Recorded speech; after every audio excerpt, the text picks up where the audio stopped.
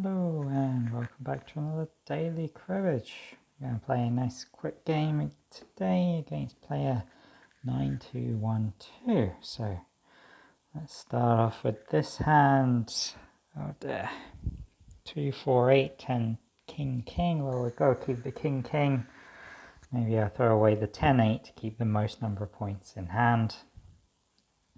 Okay.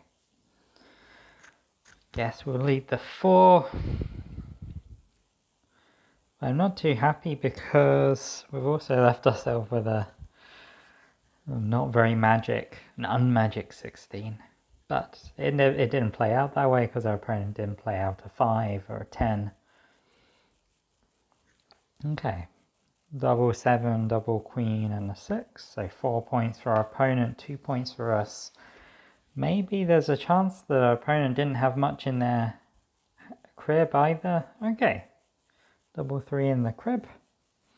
So we're both off to a very slow start, which is good news for us.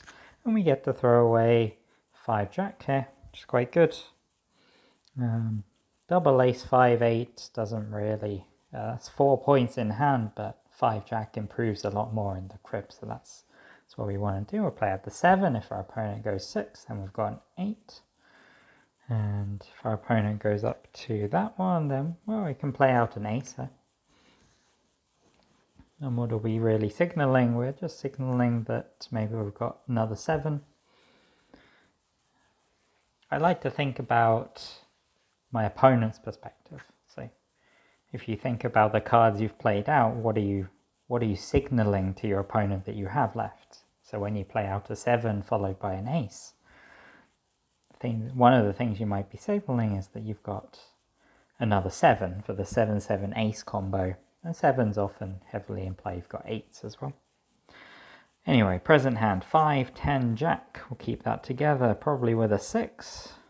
We could also throw away 5, ace, 10 as well. To get lots of value out of 4s, but I'll just go with ace 6. Okay, and that turned out pretty well for us, so I'll lead this 10. If our opponent has a 10, they probably pair us a lot of the time. Go up to 24 here. Our opponent could have 4, 4, 5, 6, but they've actually got 4, 4, 2, so we expect 3s or 9s actually. Maybe I should have actually played the 5 because 4, 4, 2 does often indicate 9s. Okay, nothing in the crib, pretty lucky for us. 26, 15, we're in a nice position, getting ready to head to our next milestone.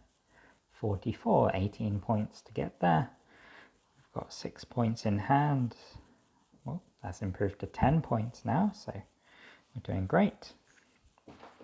Go up to 15, opponent's got a 5, and I'll split up my hand so that I've got a low 10 and a high 10, and hopefully one of these will make more sense. Alright, so opponent had 8, 9, 10, 5, hit the king for 7 points. Only up to 25 for our opponent, so they're still far away from 40. And we're almost at our milestone of 44. So looking good. We've got double 8, 9.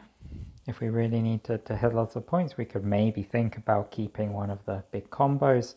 But I'm just going to keep these 4 points. Well, lead an 8, and maybe there's a chance our opponent has some low cards. We'd end up playing out our double king, but our opponent shows us queen, so it seems more sensible, I think, to... our opponent doesn't have aces, so actually I think the king was pretty safe. Probably that was slightly better to do than play the 8. As it turns out, it didn't really matter, but...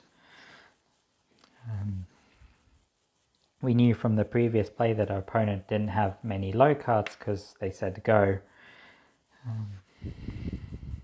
Okay, well there's a flush in hand, which is actually quite a nice flush. 6 points, throw away 7, 9. Improves a lot on 8s, but we could throw away double 9, throw away double 7. I like throwing away double 9 more than double 7, but the flush is hard to get away from, just worth 8 points. and 7-9 in the crib is pretty good, and the 8 card is exactly what we want. We're going to go up to 9. We're going up to 13 with the 9. The point is if our opponent has 2, then we get to pair it.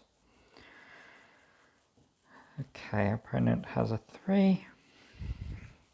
It's possible that our opponent had a 9 and didn't want to leave us with a really good chance to triple.